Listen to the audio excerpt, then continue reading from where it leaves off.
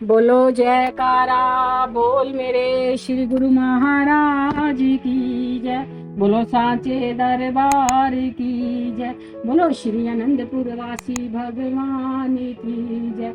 बोलो नंदी निवासी भगवान की जय।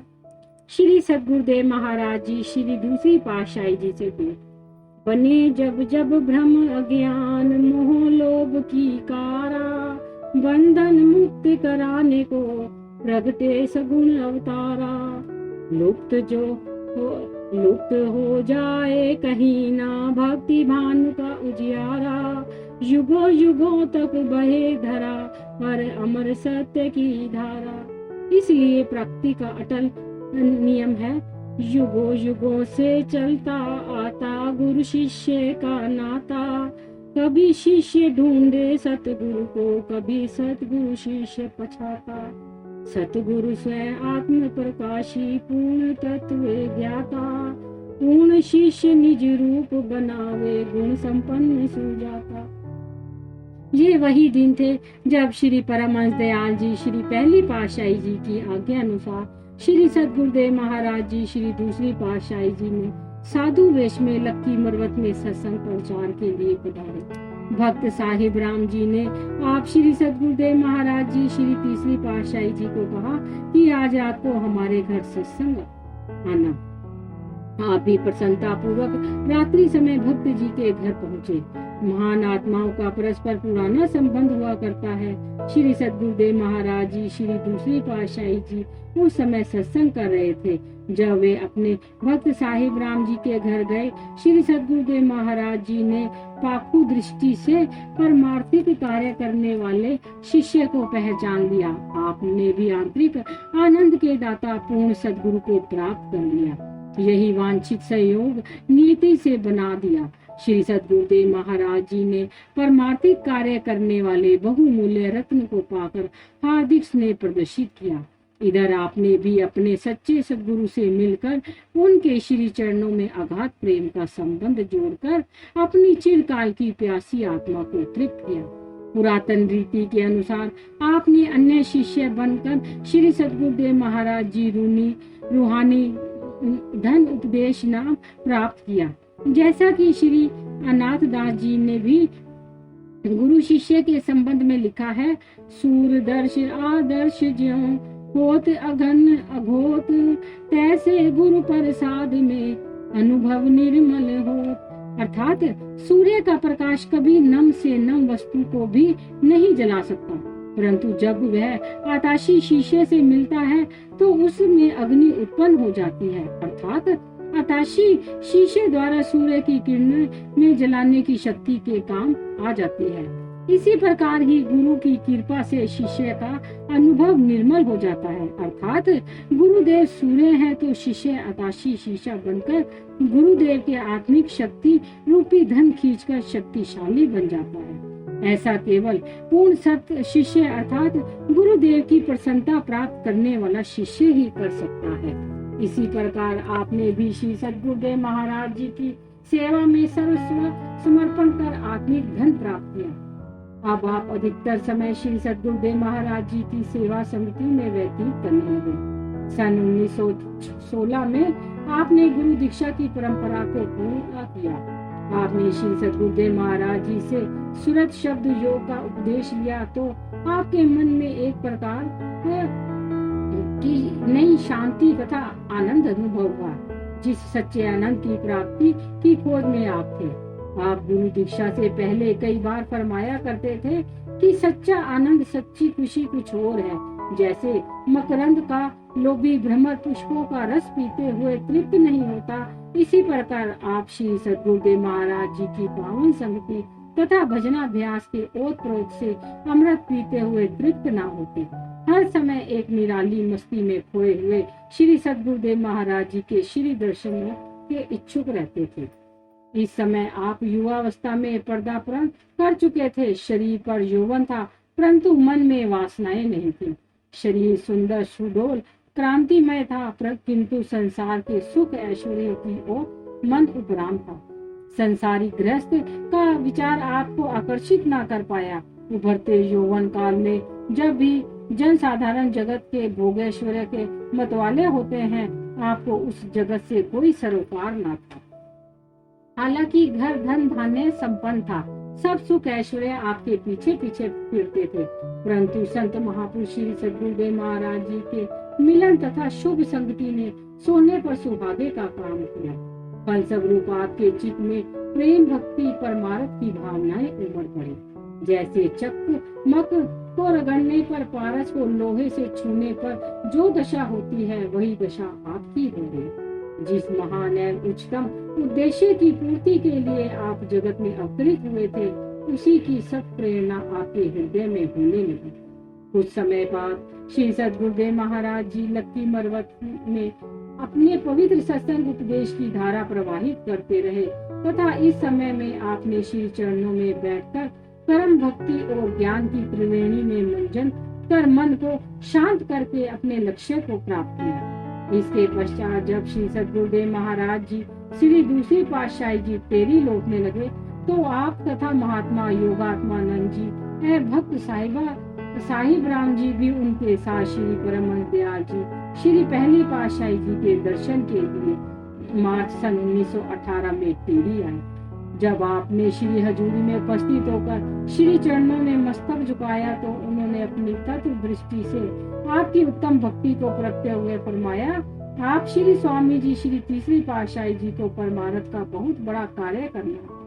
साथ ही यह भी फरमाया कि जब परमार्थ की ओर प्रवृत्त हुए तो संसार की ओर कतई भी ध्यान नहीं देना। यह बात गांठ बांध लो। तत्पश्चात आपका हाथ श्री सद्गुरुदेव महाराज जी श्री दूसरी पातशाही जी के हाथों में स्वयं कर कमलों से देकर फरमाया, आपको परमार्थ लाभ से ही प्राप्त होगा। पुनः यह शेर फरमाया, चूके कर दी जाते मुशरिद रा कबूल, हम खुदा दर जातिश आमद हम रसूल। अर्थात जब पूर्ण संत सदगुरु की शरण विशुद्ध मन से ग्रहण कर ली, तो सदगुरु के पावन स्वरूप में ही मानो परमात्मा एवं समस्त महापुरुषों की प्राप्ति हो गई। परमहंस श्री कबीरदास साहिब जी भी यही विचार अन्य रूप में प्रस्तुत किए।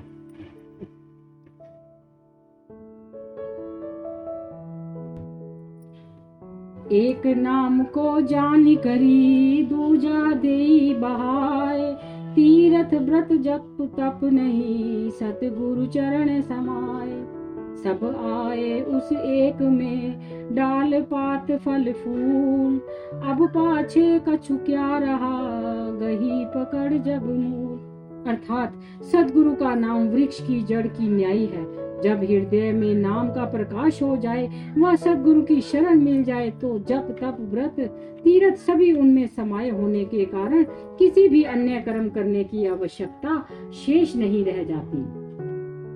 आपने अपने श्री सद्गुरुदेव महाराज जी के अनुपम उपदेश को अति श्रद्धा व हृदय में धारण कर लिया। बाल्यकाल से ही आपका दिल संसार के भोगों से मुक्त था। अब इस भावना को और नव साहस मिल गया। आप अपने ध्येय की प्राप्ति के लिए तन प्राण में जुट गए। आप टेरी से लौटे तो आपके हृदय में गुरु भक्ति एवं प्रेम की लहरें तरंगित हो उठी। आप उन लहरों में खो गए।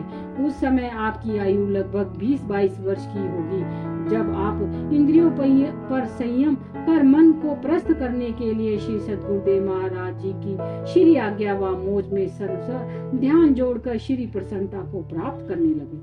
श्री सद्गुरुदेव महाराज जी श्री दूसरी पातशाही जी उस समय तक कुलाची, डेरा इस्माइल खां आदि नगरों को सत्संग से कृतार्थ कर रहे थे। इधर आप भजनाभ्यास द्वारा आंतरिक मंजिलों को पार करने में लगे हुए थे। संत महापुरुष स्वयं आत्म प्रकाश होते हैं, केवल जन साधारण के लिए इन नियमों को स्वयं अपनाते हैं। जो कार्य अन्य लोगों से करवाने हो, संत महापुरुषों के सिद्धांत सर्वसाधारण के लिए पगडंडी बनते हैं। आप कई घंटे तक योगाभ्यास में मगन रहते। श्री सद्गुरुदेव महाराज जी की मिलन की लगन तो हर समय आप को दीवाना बनाए रखती थी। जब भी श्री सद्गुरुदेव महाराज जी लक्की मरवत तथा अन्य निकटवर्ती स्थानों पर कृपा करते, तो आप कई दिन तक श्री चरणों में सेवा के लिए उपस्थित रहते और श्री दर्शन के मधुर अमृत का अनुपान करते। आपके पूज्य पिताजी भी भक्ति भाव तथा कर्म धर्म के विचारों से पहले ही रखते थे। अब आप उनको बहुधा गुरु भक्ति के विषय में उपदेश करते। आपकी सत प्रेरणा का प्रभाव शीघ्र पूज्य पिताजी पर पड़ा। आपने अपने पिताजी को भी श्री सद्गुरुदेव महाराज जी के श्री दर्शन कराए और उन्हें भी सद्गुरु उपदेश से दीक्षित करवाया। आपका अपना विचार यह था कि पिताजी शीघ्र ही श्री चरणों में सर्वस्व समर्पण कर शरणागत हो जाएं। जिस दिन आपने गुरु दीक्षा ली मन से तो उसी दिन ही सब कुछ श्री सद्गुरुदेव महाराज जी को सौंप दिया, परंतु बाहरी रूप से अभी आप शरण प्राप्त नहीं की थी। आपके हृदय में यह प्रबल अभिलाषा थी कि यदि पिताजी भी श्री दरबार में शरणागत हो जाए तो हमारी घर की सारी संपत्ति भी परमार्थ श्री दरबार में लगा दी जाए। अतः आप अपने पिताजी से बहुधा कहा करते थे कि पिताजी आप वृद्धावस्था में पदार्पण कर चुके हैं, अतः अच्छा हो यदि आप संसारिक जंजाल को त्याग कर जीवन के अंतिम दिनों में संन्यास धारण कर ले तथा भजन भक्ति में मन लगाएं।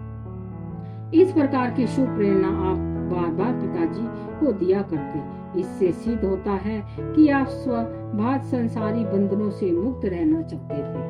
आपकी शुभ प्रेरणा का प्रभाव आपके पूज्य पिताजी के मन पर पूर्ण रूप से पड़ा। उन्होंने श्री सद्गुरुदेव महाराज जी श्री दूसरी पातशाही जी के रूहानी जंशीन होने के 4-5 मास पश्चात ही श्री चरणों में शरणागति प्राप्त कर ली। इसके पश्चात शीघ्र ही विनय कर साधु वेश भी ग्रहण कर लिया।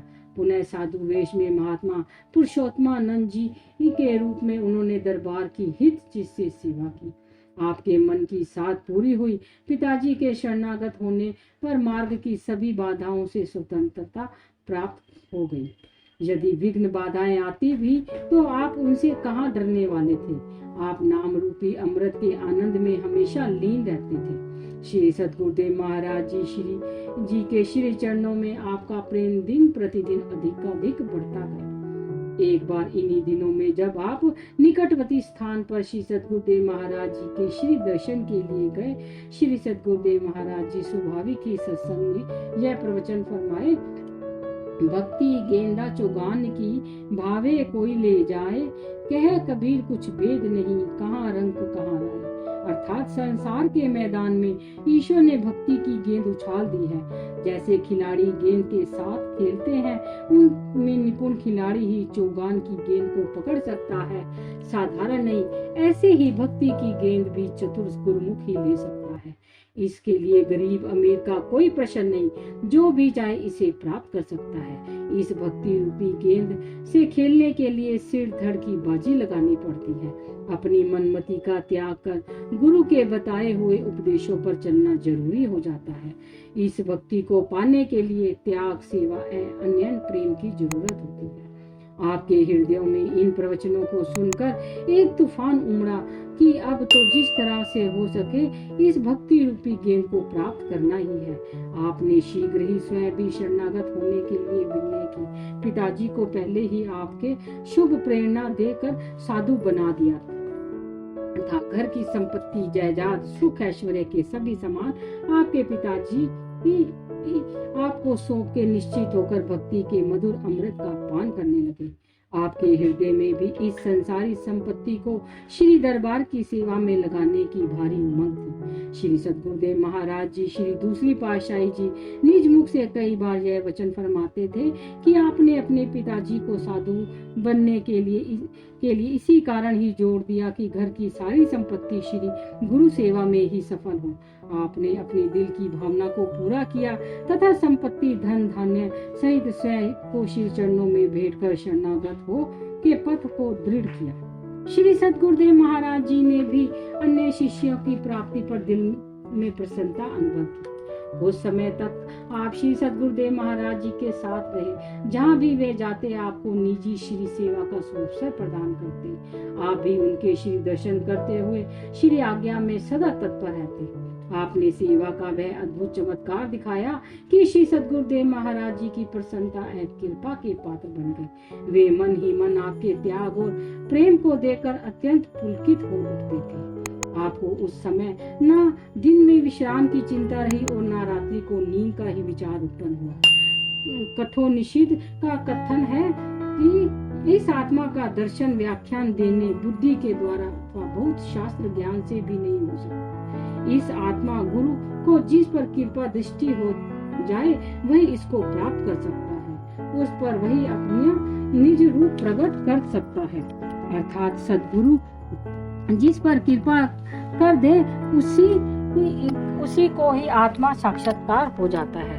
सद्गुरु की कृपा का पात्र बनने के लिए यह आवश्यक हो जाता है कि जीव को सद्गुरु की आज्ञा व मौज भक्ति के प्रत्येक नियम पर आचरण करने के लिए तत्पर रहे। उपनिषदकार का कथन है कि परमात्मा तत्व को वही जानने वाला है, अर्थात आत्म साक्षात्कार वही कर सकता है जिसके अंदर प्रभु मिलन की तड़प है, जो प्रभु के अतिरिक्त किसी वस्तु की इच्छा नहीं रखता, अपने विचारों को अथवा अपने मस्तिष्क को अन्य झंझटों में नहीं डालता, अर्थात श्री गुरुदेव की मौज में राजी रहता है, उनकी आज्ञानुसार सेवा में निरत रहकर श्री प्रसन्नता को प्राप्त करता है। गुरु आज्ञा मानना ही गुरु भक्ति का मुख्य नियम है। ऐसा ही आपने किया तथा इस सिद्धांत पर चलकर गुरु भक्ति के लिए यह सिद्धांत आवश्यक बताया कि मनमति का त्याग कर गुरुमति को ग्रहण करना, बस यही नियम ही गुरु भक्ति की मंजिल को प्राप्त करने का एकमात्र सरल साधन है। साधु वेश। श्री सद्गुरुदेव महाराज जी श्री दूसरी पातशाही जी के हृदय में इस नाम उपदेश की अमर ज्योति का प्रकाश स्थान स्थान पर फैलाने की एक तरंग उठी। इस लहर ने सन 1920 में लक्की मरवत में साकार रूप धारण किया। श्री सद्गुरुदेव महाराज जी ने कुछ अधिकारी गुरुमुखों को साधु वेश देकर लक्की मरवत में एक साधु मंडली तैयार की। उनमें से कुछ महात्मा जनों को सत्संग उपदेश कार्य के लिए विभिन्न स्थानों पर भेजा। साथ ही में यह भी आज्ञा दी कि सद्गुरु के नाम पर सत्संग उपदेश देकर अधिकारी आत्माओं को परमार्थ लाभ करें। उन्हीं दिनों में स्थान लक्की मरवत में ही सन 1920 तदनुसार विक्रमी संवत 1977 में आपको साधु वेश प्रदान कर श्री सद्गुरुदेव महाराज जी श्री दूसरी पातशाही जी ने आपका शुभ नाम श्री स्वामी वैराग्यानंद जी रखा। आपके हृदय में प्रेम की सागर हिलोरे लेने लगी। श्री सद्गुरुदेव महाराज जी ने आपको भी सत्संग उपदेश की सेवा फरमाई। साथ में ये प्रवचन फरमाए कि आप फोर्ट संडेमन बलूचिस्तान तथा सिंध को चिताने के लिए जाओ, वहाँ पर अपने ही नाम पर सत्संग का उपदेश दो। कुछ लोग इस विषय में पर आपत्ति करेंगे, लेकिन आप उन पर तनिक भी ध्यान ना देना। आपको श्री सद्गुरुदेव महाराज जी का वियोग असहाय था। श्री प्रसन्नता तथा श्री मोज को प्राप्त करने के लिए आपने श्री आज्ञा को शिरधार कर वैसा ही किया। श्री आज्ञा थी कि आपने नाम पर परमार्थ लाभ कराओ। इतनी शीघ्र इतना उच्च पद मिल जाने पर भी आपके हृदय में पद का ख्याल उत्पन्न ना होगा। श्री सद्गुरुदेव महाराज जी श्री दूसरी पातशाही जी ने आपको सिंध भेजते समय फरमाया कि कल युग के जीव निर्बल हैं, वे अपने कर्मों से नहीं अपितु सद्गुरु की कृपा से ही पार हो सकते हैं। इसलिए जो भी आपसे नाम की भिक्षा मांगे उसे उदारता के साथ नाम दान की भिक्षा देनी है। यह जो सत्य नाम है कभी निष्फल नहीं जाता, चाहे एक दिन में, चाहे एक वर्ष में, चाहे इससे भी अधिक समय में अपना फल जरूर देता है। नाम रूपी बीज जीव के हृदय में अवश्य ही अंकुरित होता है और अवश्य ही होगा। आप इस नाम के अमृत को जन जन तक पहुँचाएं। हमारा आशीर्वाद आपके साथ। आप नम्रता से श्री सद्गुरुदेव महाराज जी की आज्ञा अनुसार परमार्थ की अनंत यात्रा पर निकल पड़े। इसके आंतरिक रहस्य को तो केवल श्री सद्गुरुदेव महाराज जी ही जानते थे, अतः उन्होंने आरंभ से ही आपको ऐसी आज्ञा प्रदान की। बढ़ गए गुरु भक्ति पथ पे परमार्थ पथ के राही, श्री आज्ञा व श्री सेवा में गुरु की प्रसन्नता पाई। सब जंजाल भटक करे अपना औरों को दीनी रिहाई, एक नई दुनिया को बसाने प्रगति ज्योत इलाही। विलक्षणता आपका प्रथम गुण था। बाल्यकाल से ही आकर्षण शक्ति का भी गुण विद्यमान था। इसके साथ साथ सुंदर स्वरूप, सुडोल शरीर, चेहरे पर एक अनोखे ढंग की दीप्ति, होठों पे मधुर मुस्कान, बाकी चितवन और मधुर वाणी, भला ऐसा कौन होगा जो इस दिव्य स्वरूप और तेजोमयी मूर्ति को देखकर आकर्षित ना होगा। श्री सद्गुरुदेव महाराज जी ने जैसे स्वयं ही अपने स्वरूप जैसा इस दिव्य रूप को बनाया था। विधाता तो इस दिव्य स्वरूप का दर्शन कर आश्चर्य में पड़ गया, साथ में साधु वेश। इस वेश ने आपके मनोहारी झांकी की शोभा को और भी निखार दिया। भगवे वेश के साथ उसी रूप की आभा मुखमंडल पर इतराती थी। मस्तक पर एक नूरानी तेज झलकता था। प्रकृति ने क्या गजब किया। उद्यान ने अनेक रंगों के पुष्प खिलाए, परंतु पुष्पराज गुलाब तो अपनी दिव्य छटा से मन मुग्ध करने के लिए अनोखे ढंग से उद्यान में शासन करता है। ऐसे ही हृदय रूपी उद्यान पर आपने अनोखे ढंग से शासन किया। आप श्री आज्ञा अनुसार फोर्ट संडेमन बलूचिस्तान से होते हुए रुक स्टेशन पर पहुंचे। यहाँ आपको सेठ बन्ना मल जी मिले। वे आपको अपने साथ लक्की ले गए। यहाँ पर आप भक्त जी के साथ एक धर्मशाला में ठहरे। जब धर्मशाला में गए, उसके निवासी पंडित जी ने स्थान देना अस्वीकार कर दिया। आपने भक्त जी को फरमाया कि उससे एक रात्रि यहाँ ठहरने के लिए स्थान मांगे। भक्त जी ने श्री वचनानुसार समझा बुझाकर एक रात्रि के लिए स्थान मांगा। आपने परमार्थ कार्य आरंभ किया। श्री पावन मृदुल वचनों से सर्वप्रथम पंडित जी को उपदेश दिया। रात्रि के होने तक ही संस्कारी उच्च आत्माएं बस आपकी ओर खिंची चली आई। यह दिव्य गुण संपन्न विभूति जब जिस ओर भी पग बढ़ाती, मुस्कुराते वंदन से चित्ताकर्षक किरण फूटती, जो बस दिलों को खींचने लगती। बस फिर क्या था, प्रेमी जन ब्रह्मों की न्याय उस सरस ज्ञान कमल पर लगे मंडराने। आपने श्री वचनों से सबको कृतार्थ करने लगे। दूसरे दिन प्रातः होते ही पंडित जी का हृदय प्रेम में झूमने लगा। उसने अनुभव किया कि उसने जैसे किसी खोई हुई वस्तु को प्राप्त किया हो। उसने विनय की, प्रभु आपका यह अपना स्थान है, यहीं पर ही आप कृपा फरमाएं।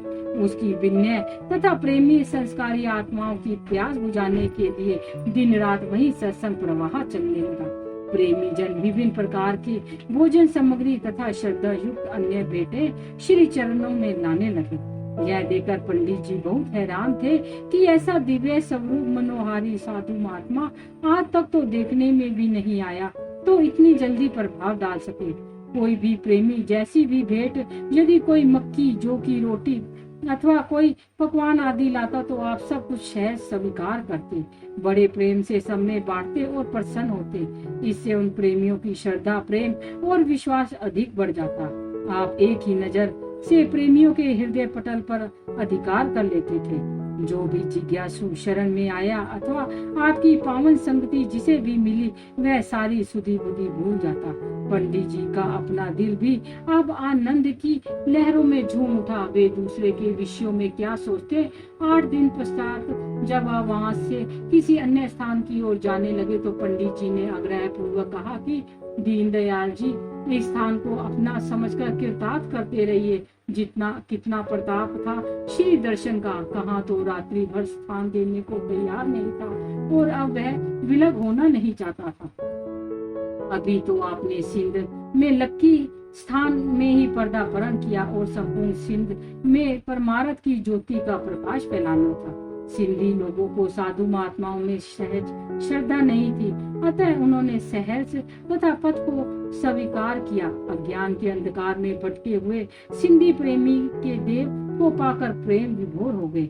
उनकी जन्म जन्मांतरों की तृष्णा ने ऐसा संयोग बनाया, थोड़े समय में ही आपने सिंध में सत्संग आश्रम स्थापित कर सिंधी भाषा भी सीख ली। आपने गुरु भक्ति का जो भी बीज सिंध में बोया, वह दिन प्रतिदिन फलने फूलने लगा। सैकड़ों प्रेमी व जिज्ञासु इस पावन नामोपदेश के तीर्थ में मंजन करने लगे। परिणाम स्वरूप आपकी महिमा संपूर्ण सिंध में के आसपास के क्षेत्रों में फैल गई। दूर व समीप से संगते श्री दर्शन व सत्संग उपदेश श्रवण करने के लिए आने लगे।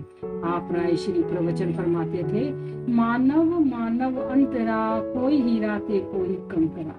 संसार में अपने पूर्व जन्म के संस्कारों के परिणाम स्वरूप मानव जन्म मिला गया, परंतु इस मनुष्य में भी अंतर है। इनमें से कुछ हीरे के समान है, शेष कंकरों के समान। अर्थात जिसने मानव जन्म पाकर अपने लक्ष्य को प्राप्त करने का प्रयत्न नहीं किया, प्रभु मिलन जिसके दिल में तड़प ही पैदा नहीं की, वह मनुष्य मानव जन्म पाकर भी 84 लाख योनियों में रहने की तैयारी कर रहा है।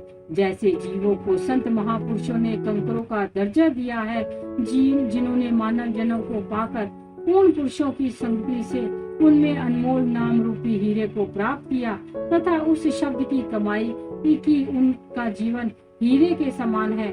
जैसे हीरे की कीमत केवल जौहरी ही जानता है तथा हीरा अत्यंत मूल्यवान वस्तु है, परंतु इसकी अपेक्षा कंकरों का क्या मूल्य है। कंकरों को सब पांव के नीचे रोनते हैं। इसी प्रकार ही मानव जीवन की कीमत केवल संत महापुरुष ही जानते हैं, वही इस हीरे की परख कराते हैं। जीव तो माया के विषय विकारों में इसे कंकरों के समान पटक देता है।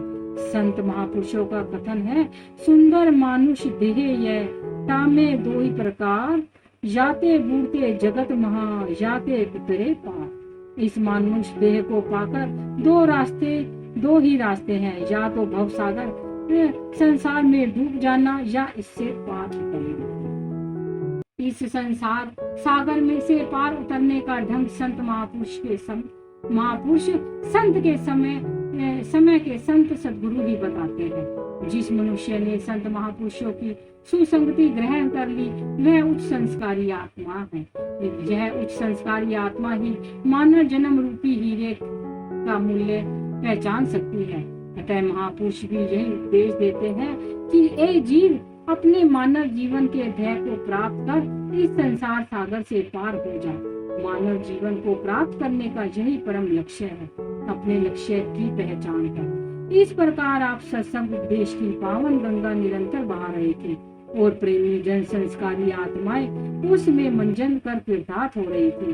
आप शिव प्रांत के प्रत्येक गांव में तथा उस पूर्ण क्षेत्र के नाम की ज्योति का प्रकाश फैलाने में संलग्न थे। आप लक्की से एक बार भैन गांव में गए। वहां पर भक्त कुकलमल जी तथा भक्त फिरदमल जी के घर ठहरे। कुछ समय पश्चात वहां आश्रम भी बनवाया। वहां आप नित्य प्रति नदी के किनारे सुहावने वातावरण में एकांत स्थान पर रात्रि समय भजनाभ्यास के लिए जाते तथा दिन के समय सत्संग कार्य करते। आप पार ब्रह्म होते हुए भी नर लीला के रूप में सर्व कार्य जन कल्याण लोक संग्रह के लिए करते, जिसे जीव की बुद्धि नहीं समझ सकती। किसी भक्त के मन में यह ख्याल आया कि जो श्री चरणों की सेवा में रहता है, कि श्री सद्गुरुदेव महाराज जी हमारी तरह रात्रि को विश्राम करते हैं, प्रातः उठते हैं और दिन के समय सत्संग कार्य करते हैं, हमें तो हर समय भजनाभ्यास नियम पूर्वक कार्य करने के लिए उपदेश देते हैं, ना जाने स्वयं कब भजनाभ्यास करते हैं। इसका प्रभाव भी इनका इतना है कि हृदय में किसी और के लिए स्थान ही नहीं रहा। ऐसा तेजोमय सुंदर स्वरूप है जिससे आप लोग इधर खींचे चले आते हैं। मैं स्वयं भी तो दीवाना बना रहता हूँ। समझ में कुछ नहीं आता कि यह कैसी लीला है। कई बार श्री चरणों में कुछ पूछने जाता हूँ, परंतु सम्मुख जाते ही सब कुछ भूल जाता हूँ। बोलो जयकारा बोल मेरे श्री गुरु महाराज की जय।